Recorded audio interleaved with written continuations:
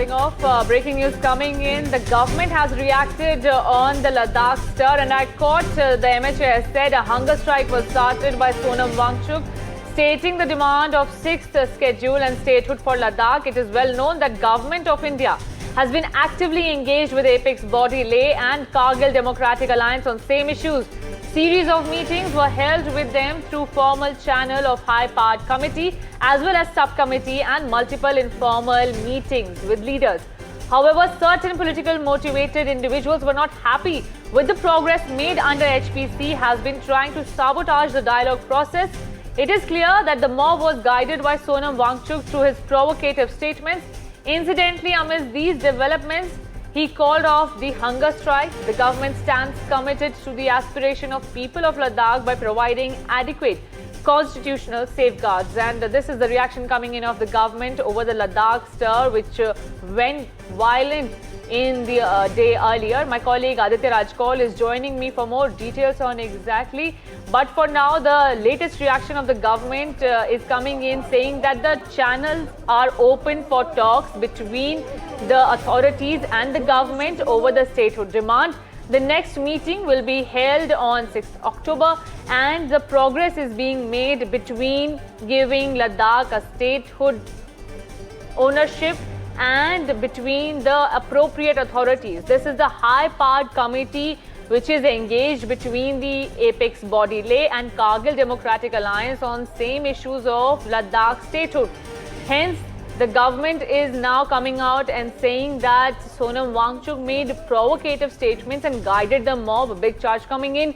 My colleague Aditya Rajkol is also joining me appropriately with the statement. Aditya, take us through the statement that is coming in from the MHA.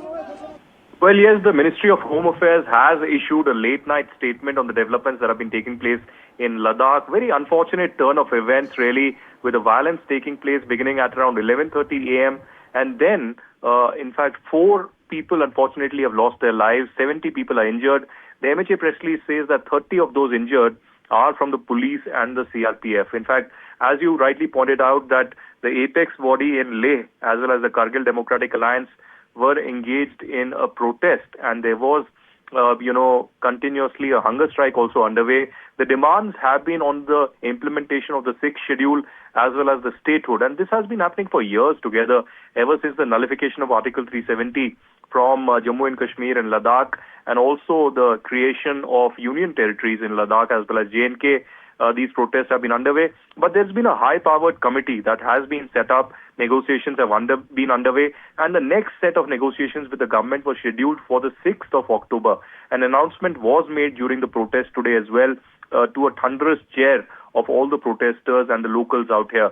The government on its part says that the dialogue was underway, mechanism had been framed out, and in fact some of the results were visible with the increasing reservations for the Ladakh scheduled tribe from 45% to 84% and providing 1/3 women reservations in the councils and declaring Boti and Purgi as the official languages. With this process, the recruitment of 1,800 posts was also commenced. But certain politically motivated individuals, the government says, were not happy with the progress and made high-powered committee has been trying to sabotage the entire dialogue process, and that's what has happened.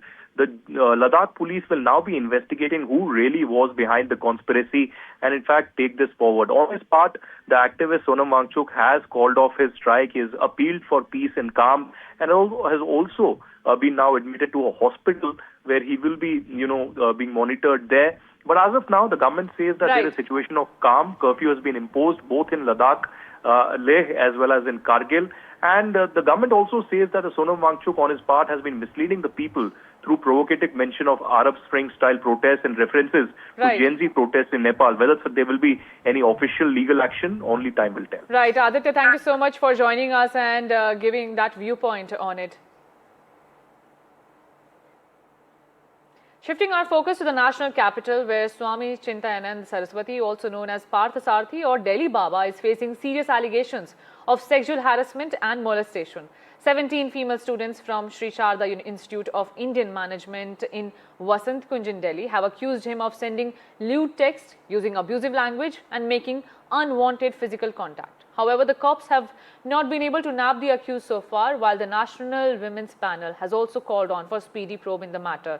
Over to you, Tanushka, my colleague joining in. What we do know as of now is that this Baba, Chaitanya Nanda, has been a serial offender for the past 16 years. We also understand that this institute that he was heading right here in Delhi's Vasant Kunj area, one of the really posh areas in Delhi, and we understand that it is in this institute that he was luring these girls and also sending them lewd and sleazy text messages over WhatsApp, and there were 3 staff wardens who have also been involved in this case. We've been given to understand that this self-proclaimed godman, who was earlier known by the name of Parthasarathi, is currently on the run. The police has formed several teams to look out for this person, for this man, for this godman Chaitanya Nanda, and we do understand that he was building pressure on these girls who came to study here for their postgraduate studies, and they belong from the economically weaker sections, and he was building pressure on them by telling them that he would fail them in their course, in their degrees, and not give them their required marks if they did not comply with his demands. We have also accessed some of these text messages wherein we can see that this godman has sent lewd text messages to these girls. 32 of these girls have given in their statements with the police, and we've been given to understand that 17 of these girls have given their statements at the Patiala House Court as well. We do understand also that this Baba is a repeat offender, and raids are being conducted in Uttarakhand, in Haryana, in Rajasthan, in Delhi, of course, in Uttar Pradesh as well, and the last known location of this godman was at Agra. Moving on, Priya Sachdev files application in Delhi High Court seeking a non-disclosure agreement to disclose personal assets of Sanjay Kapoor. Karishma Kapoor's kids and Rani Kapoor should sign an NDA. Kapoor praised to court, quoting cyber security and other security issues. In last hearing, the court had directed Sachdev to give details of personal assets left behind by her late husband. Now, Sachdev filed the application in court saying that she wants to disclose the assets in a sealed cover, and she would need non-disclosure agreement from all parties who get hold of the same. My colleague Nupur Dogra is joining me with more. Take a look.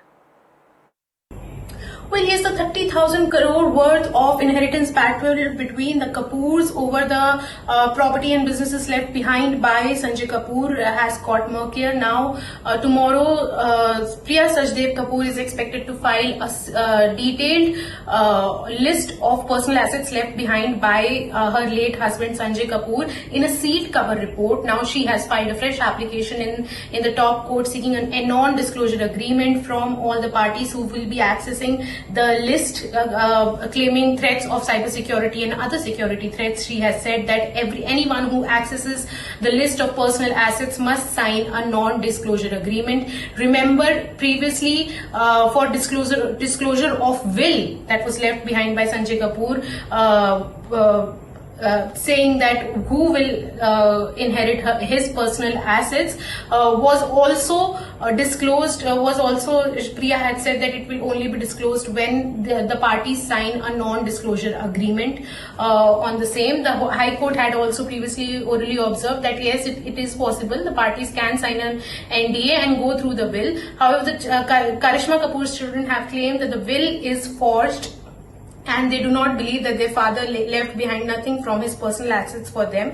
However, Priya Sachdev Kapoor in fact questioned their locus in filing this case against her. She said they have already been handed over their share in the Arcade Trust that is separate from the personal assets left behind by Sanjay Kapoor. She claimed that she in fact also referred to the prolonged legal divorce battle that Karishma Kapoor fought against Sanjay Kapoor, and she said, where was all the love and affection when you fought the case up till the Supreme Court? And several arguments and counter arguments were made in the previous hearing. Now, in a fresh development, she has filed an application saying that everyone who accesses these details about personal assets should sign a non-disclosure agreement. The Delhi High Court will hear the case tomorrow, and it will be important to see that what fresh development happens in the case. Taking a quick break here, but lots more lined up. Don't go anywhere.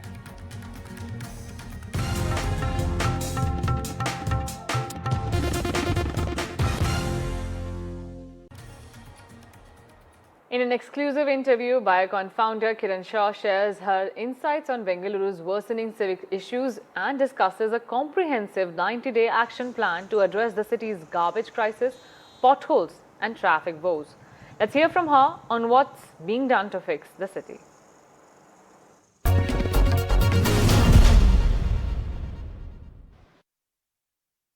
Joining me right now is Biocon founder Kiran Mazumdar Shah. Ma'am, thank you so much for taking time out and speaking to NDTV. Ma'am, you have taken it on the X, various civic issues that are actually hunting the city. You're speaking about the garbage issue, which is becoming more and more. You're also hitting out at the civic bodies as well. Ma'am, how do you see this is really going out of hands in the city, ma'am? See, I think this is the first comprehensive meeting we've had under the Chief Secretary. I think all the stakeholders were invited. We have a 90-day plan, which is about cleaning the city first, ridding it of debris and garbage. We also want to catch all these culprits who are dumping garbage and debris in a very illicit manner, illegal manner. So how do you do that? I mean, citizens also have to be vigilant. Police have to be vigilant. Unless there is fear of abiding by the law, people in this city are just not following good practices. So that's the first thing we are going to do. But also in a lot of areas, if you have really seen the real scene on the ground, is also that the civic body officials, or for that matter the Paura Karmikas, are not reaching on time to collect these garbages. That's the reason they are also dumping it. It's also a lack of service that is also been provided by the Yes, so we have discussed all this. I think BBMP and GBA in general, we have addressed all these issues, saying let us have a proper systematic collection of garbage and also make sure that debris is also dumped in the right places. See, we are all culpable for all these things that are happening. People have no civic sense. Even the way they litter the streets is really, really unacceptable. But anyway, we all have to now work together. At least for the first time, I feel that we at least have a plan of action. And if we can actually focus on roads, stormwater drains and garbage and debris, hopefully in the next 6 months there will be visible change. And we've also told the government, and they have agreed, that they will be giving us a dashboard of all the projects that are being undertaken and the day by day kind of progress that they are making. So I think that is a very important development. Ma'am, recently you see also the pothole issues that you're often been speaking about it, that how it is really not giving a smooth travel to the commuters.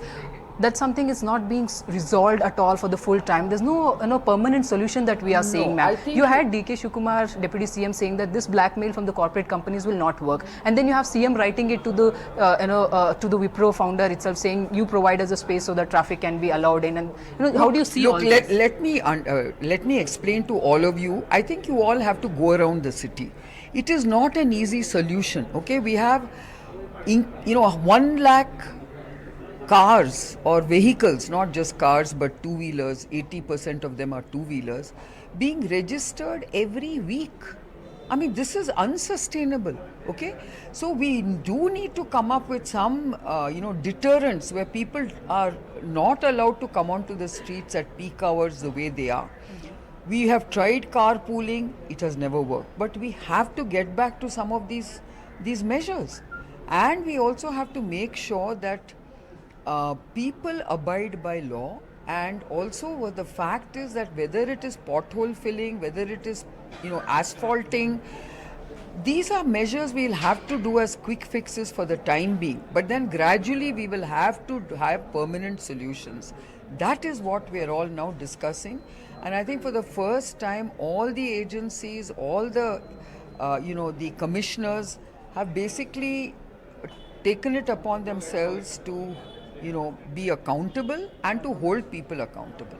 My last question to you, this is very genuine question. You will also agree to it that every time when the officials are pulled up, that's when you see the quick action on the ground for the public to avail their facility. Ma'am, how do you see this? Because there's something that needs to be done permanently from the official side, even from the government side as well. Look, ma'am. let me be very honest. I blame citizens in a big way, because citizens never act in time. Only when everything becomes absolutely impossible, then the citizens start raising their voices. I think citizens have to be vigilant. If you see somebody throwing litter or dumping debris, they just ignore it and walk on. This is not acceptable. We are all citizens. We have to do our bit as well. So you can't just expect officials to be wandering around all the time doing this. I think citizens' vigilance is also very important. I think every one of us has to take it upon ourselves that if the government is going to do all this, then we better also look after our own streets.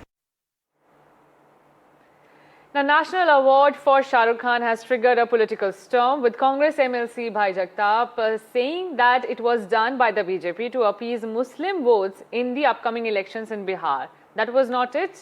The Congress also went on to link the elections with SRK's winning this award and saying that it was done just to get more votes by the BJP as they are desperate. However, this was rubbished by the BJP as they said that this is the Congress party which is desperate after losing multiple elections and is aware that they will lose the Bihar elections too. Take a look at what exactly Congress MLC said.